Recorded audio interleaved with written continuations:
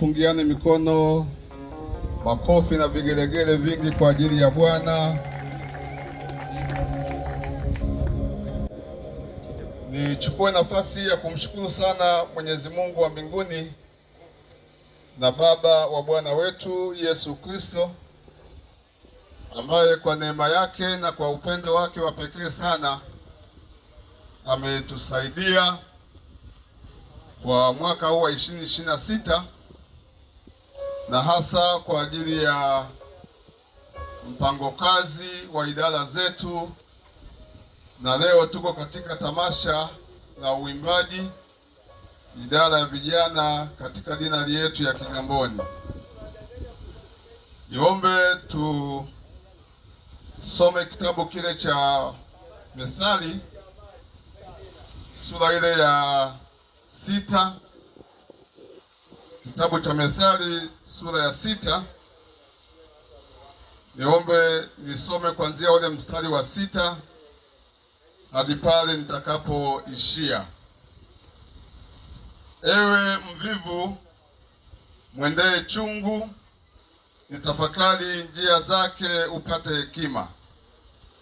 Kwa maana yeye hana akida wala msimamizi wala mkuu, lakini hujiwekea akiba ya chakula wakati wa jua, kukusanya chakula chake wakati wa mavuno. Ewe mvivu, utalala hata lini? Utaondoka lini katika usingizi wako? Kitabu cha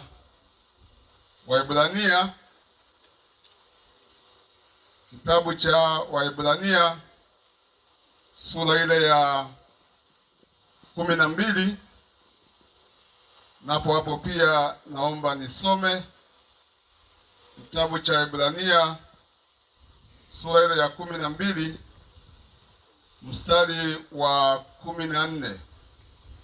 Neno la Mungu linasema, tafuteni kwa bidii kuwa na amani na watu wote, na huo utakatifu ambao hapana mtu atakayemuona Bwana asipokuwa nao.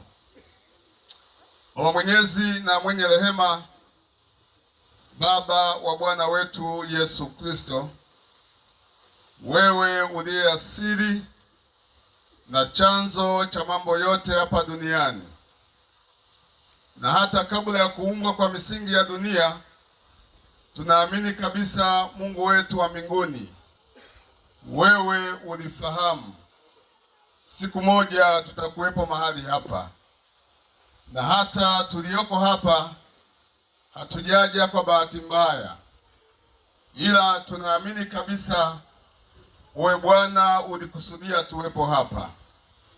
Tutangulie katika tafakari ya maneno haya ya ufunguzi wa tamasha hili. Roho Mtakatifu, wewe ambaye uliachiwa kazi kwa ajili ya kanisa, ukanitumie kama chombo ninaposema na wateule wako hawa. Neema yako na uaminifu wako Bwana ukawe pamoja nasi, kwa jina la Baba na Mwana na Roho Mtakatifu, amen. Katika maneno haya ambayo tumesoma, vitabu viwili, ni maneno ambayo yanatuongoza pia katika matamasha yetu, na hasa matamasha haya ya uimbaji. Nami ni kama tu mtangulizi, lakini nafikiri mengi tutayasikia waimbaji watakaposimama kwa ajili ya kuimba.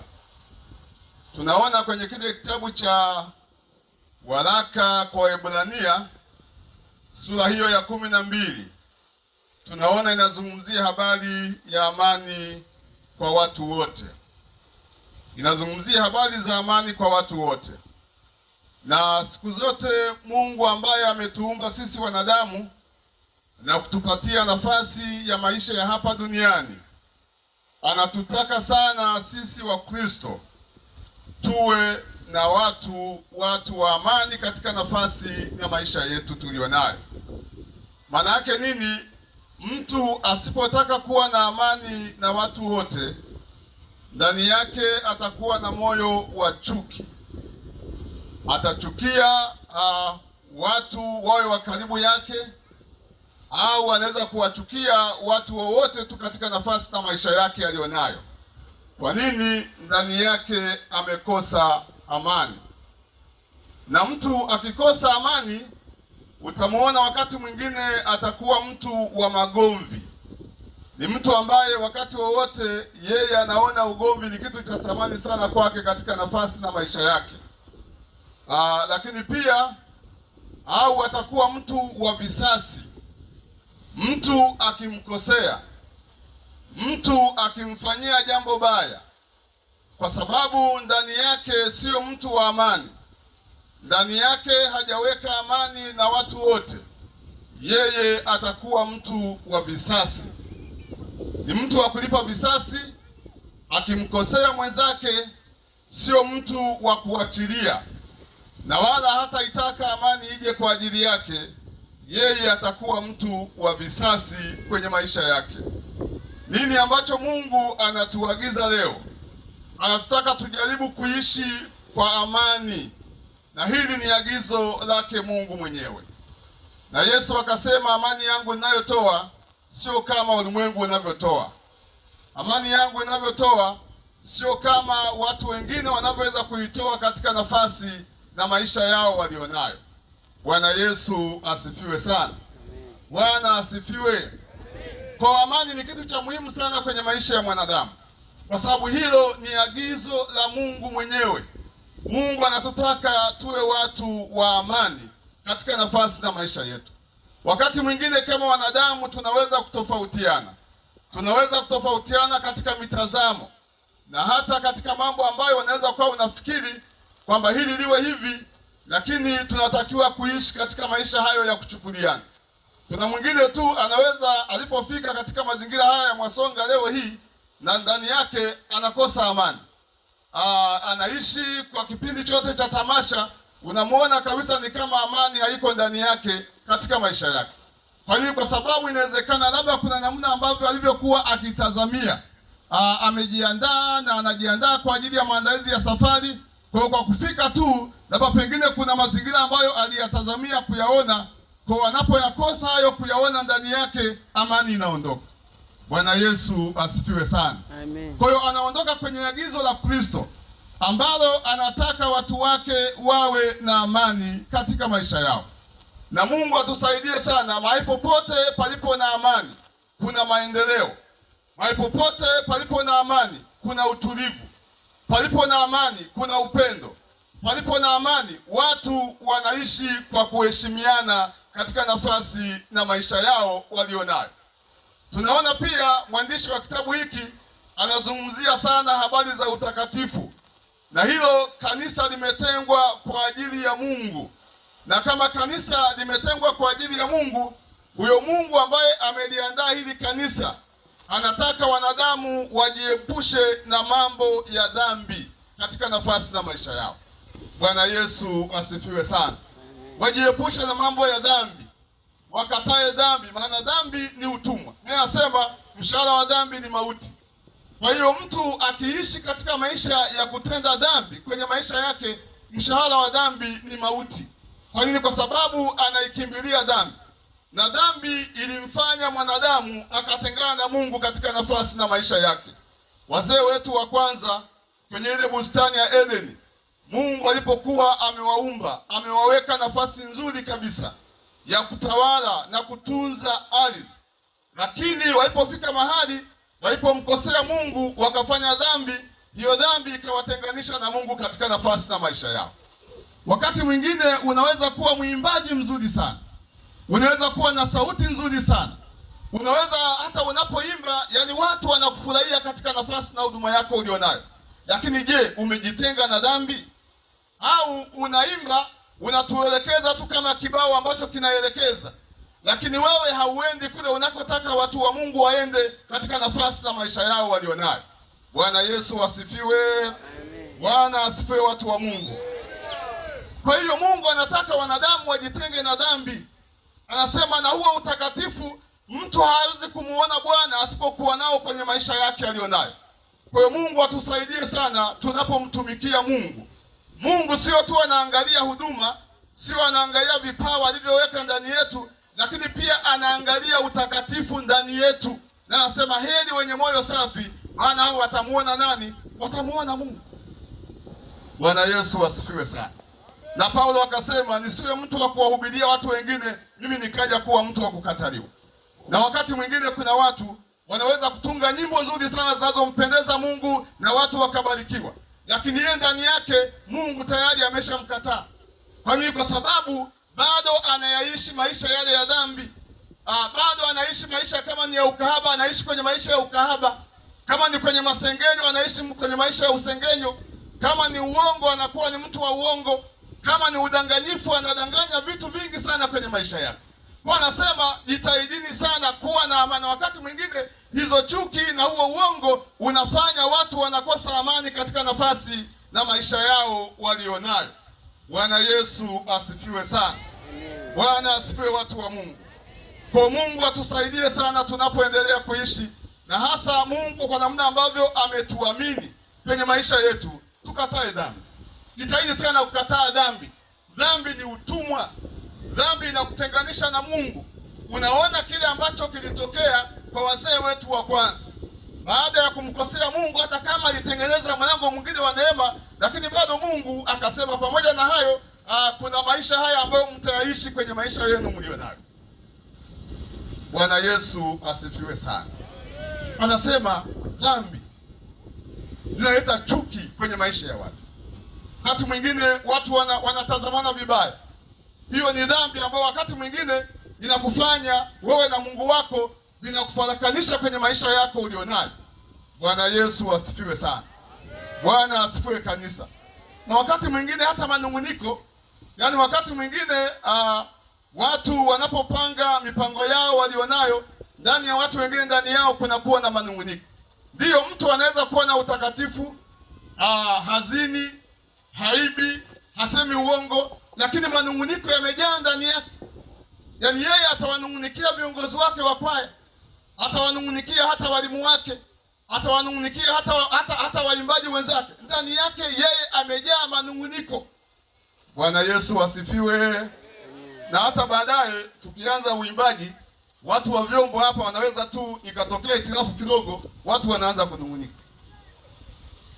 Wanaanza kunungunika kwamba ametubania. Bwana Yesu asifiwe. Kwamba ametubania. Yaani pale ametubania kabisa. Sisi tunajua ni fulani kwa sababu hana nia njema na nini na sisi. Manunguniko. Nasema mtu aweze kumuona Bwana asipokuwa nao huo. Bwana asifiwe. Naomba tupone kwa jina la Yesu. Manunguniko. Yaani mwingine anaweza kakosea sauti hapa, alafu mwalimu akaanza kunungunika. Sasa mimi nilijua tu. Maana hata mazoezi kuhudhuria vizuri, tayari anaanza kunungunika, anaanza kumunungunikia mwimbaji. Akikosea step tayari. Bwana asifiwe. Sasa si zamani tulikuwa tunaimba wimbo tunasema, tumetoa maonyo mengi, yapo sote ni wenye dhambi, maonyo hayo ndiyo ya mwisho, bado una nafasi ndugu, wa kusikia sikie, yapo sote tu wenye dhambi, maonyo hayo ndiyo ya mwisho, bado una nafasi ndugu. Amen. Bwana asifiwe. Sasa huo wimbo yani haupigi step, ila sauti inatakiwa isikike. Tulipotoka tu jukwani, mwalimu akamshika shati mwimbaji mmoja. Kwamba yani wewe unaimbaje unasinzia? Bwana Yesu asifiwe. Yani kule wakati mwingine tamasha yanachukua siku 5. Yule mwimbaji hakumaliza hata tamasha akaondoka. Mzazi aliposikia wa yule mwimbaji alipokuja, Mwalimu naye aliporudi, mwalimu naye akaanza kumtengenezea nini? Vikwazo. Amani ikaharibika hata kwenye kwaya. Sasa Mungu atusaidie sana kwenye maisha yetu. Hebu tunapoendelea kuishi, tuishi katika maisha ya kuwa na amani kwa watu wote na kuchukuliana. Hata kama mwenzako amekosea, tuwe watu wa kuchukuliana na kubebeana mizigo. La mwisho kabisa, kwenye kile kitabu cha Methali, tumeona hiyo sura ya 6, na mimi nizungumzie tu mstari mmoja huo, mstari wa 8. Inazungumzia habari ya bidii bila kusimamiwa na mtu yoyote. Tunaona mwandishi wa kitabu hiki anatoa mfano wa chungu. Sasa wakati najaribu kufikiria na kuangalia katika tafsiri mbalimbali ya chungu, wengine wanamsema chungu ni kama sisimizi, kwamba yeye huyu, yani kazi zake anafanya bila kusimamiwa na mtu yoyote. Maana yake hana bosi ambaye yuko nyuma yake, ambaye anaweza kumsimamia kwa ajili ya jambo lolote kwenye nafasi na maisha yake. Kwa nini Mungu anatupelekea kwa kuonyesha mfano wa chungu au sisimizi, kwamba yeye hana bosi, hakuna mtu anayemwambia fanya kazi, anajiamulia mwenyewe. Bwana Yesu asifiwe sana. Lakini jambo la pili ambalo tunajifunza kwa chungu, yeye hana uvivu. Hana uvivu majira yote, yeye hana uvivu, anajishughulisha kwa kazi mbalimbali katika maisha yake. Majira ya joto yeye anajua, na ni muda wa kufanya kazi na muda wa kulala.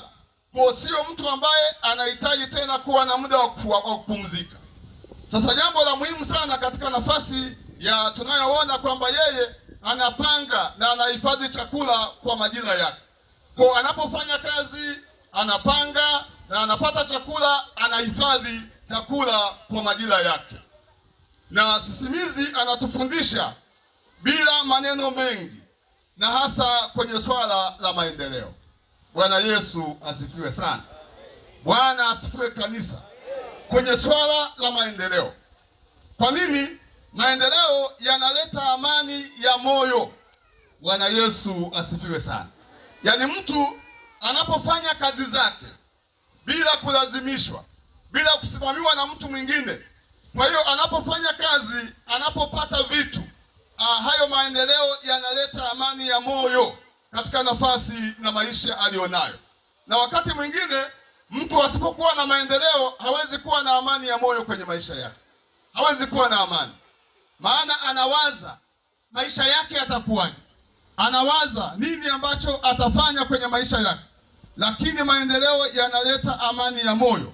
Na usipokuwa na mipango, ukilala unafika mahali hata hujui kesho utakula nini, kwa sababu hujaweka mipango ya maendeleo. Na mimi niseme kwenye eneo hili, ndugu zangu, tunamhubiri Kristo asiyebadilika, lakini katika maeneo ambayo yanabadilika. Bwana Yesu asifiwe sana. Maeneo ambayo yanabadilika. Kwa hiyo Mungu atusaidie sana katika nafasi na maisha yetu, pamoja na huduma ya uimbaji, huduma ya utumishi ambao Mungu ameweka ndani yetu, tufanye kazi ili zituletee maendeleo kwenye maisha yetu. Hilo ni jambo la muhimu sana. Lakini pia kuweka akiba kwa ajili ya maisha yetu tulionayo. Kwa nini? Kwa sababu kama nilivyosema, ukiwa na akiba, ukiwa na uchumi mzuri, utalala hata usingizi mzito, kwa sababu huna mashaka kwenye mambo ya uchumi. Maisha yako yanakwenda vizuri. Kama ni kwenye biashara, kama unafanya biashara ya maandazi, unafanya biashara ya maandazi. Kama ni biashara ya kuuza chapati, kuuza mboga, au kufanya biashara ya usafirishaji. Kwa hiyo kile unachokipata, hata wakati wa usiku unapolala, unalala usingizi mzito. Kwa nini? Maana una uhakika na akiba, una uhakika na akiba ambayo umejiwekea kwenye maisha yako ulionayo. Bwana Yesu asifiwe sana. Bwana asifiwe.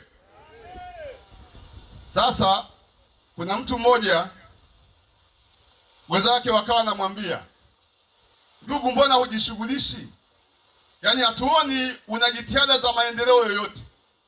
Kama ni msimu wa kilimo, wenzako wanaenda shamba. Kama ni wakati wa biashara, wanafanya biashara.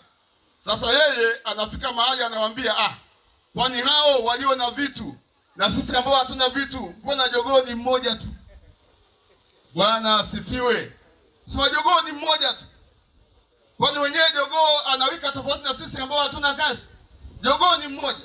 Sawa, jogoo ni mmoja, lakini kuna hatua ambayo amekuzidi, maana wewe hauna kitu. Bwana Yesu asifiwe sana. Wakati mwingine mtu anasema huwa tunaimba nyimbo zinasema uninyang'anye vyote uniachie Yesu. Bwana Yesu asifiwe. Wenzetu wana wa Israeli walienda na kila kitu. Kila kitu walienda nacho. Wewe unasema uninyang'anye uniachie nani? Uniachie Yesu. Yaani mtu anatafuta namna ya kujifariji. Lakini kumbe ni muhimu sana tukajitahidi kufanya kazi kwa ajili ya maisha yetu tulionayo, ili tuwe na maendeleo ya kutusaidia kwenye maisha yetu. Na Mungu asaidie sana hata vikundi vyetu vya kwaya vifikirie juu ya kutengeneza miradi itakayowasaidia kwa ajili ya swala la maendeleo. Na wakati tunapozungumzia juu ya miradi, usijifananishe na wenzako wengine ambao pengine wamepiga hatua kubwa sana. Unaweza ukaanzisha mradi wa kawaida kabisa ambao huo utakusaidia, utakupatia vyanzo vya kukuendeshea kwenye mambo ya uchumi. Kama kuna jambo linahusu kwaya, mnaweza kulimaliza kwa wakati tu, hata bila kuwasumbua wazee wa kanisa, bila kuwasumbua hata walezi na watu wengine ambao wanawazunguka. Bwana Yesu asifiwe sana. Bwana asifiwe. Kwa hiyo Mungu atusaidie sana. Hebu tufanye kazi kama chungu, tujishughulishe, na kama Mungu amekupa nafasi, fanya kazi kwa bidii sana kwenye nafasi na maisha yako ulionayo. Hebu Mungu atusaidie. Hata ikifika mahali wakati mwingine sio tu tunakutana kwa ajili ya tamasha, lakini hata wakati mwingine tunapokea shuhuda ya makundi yetu ya kwaya, namna ambavyo yamejiwekeza kwenye mambo ya uchumi, kwenye mambo ya maendeleo, kwamba sisi tulianza hivi na tumepiga hatua hii, sisi tulianza hivi na tuna mradi huu, na sasa tunasonga mbele. Labda pengine kama tulianza labda pengine mradi wa kutengeneza kitu fulani, tukatengeneza kitu fulani, na bado inawezekana kabisa, inawezekana. Ni sisi kuonyesha utayari kwamba pamoja na kumtumikia Mungu, lakini tusiache kuangalia sana kwenye swala la maendeleo. Ni swala la muhimu sana. Tusiishie tu kwenye swala la uimbaji, pia tuwaze mambo ya maendeleo. Haleluya. Bwana Yesu asifiwe sana.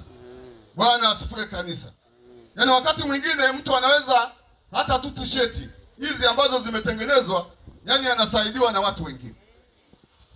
Bwana Yesu asifiwe. Yaani yeye mwenyewe, kwa sababu yaani yeye mwenyewe afikirii kuweka mipango, na hata wengine pengine hawataimba kwa sababu hawana nini? Hawana t-shirt. Au baadaye tutaona wengine wanaingia kanisani wanabadilishana huko. Bwana asifiwe. Wanaazimana. Siku hizi mambo ya kuazimana hayapo. Yaani mwenzako amevuja jasho hapa, alafu nawe unaenda anakubadilishia. Bwana asifiwe.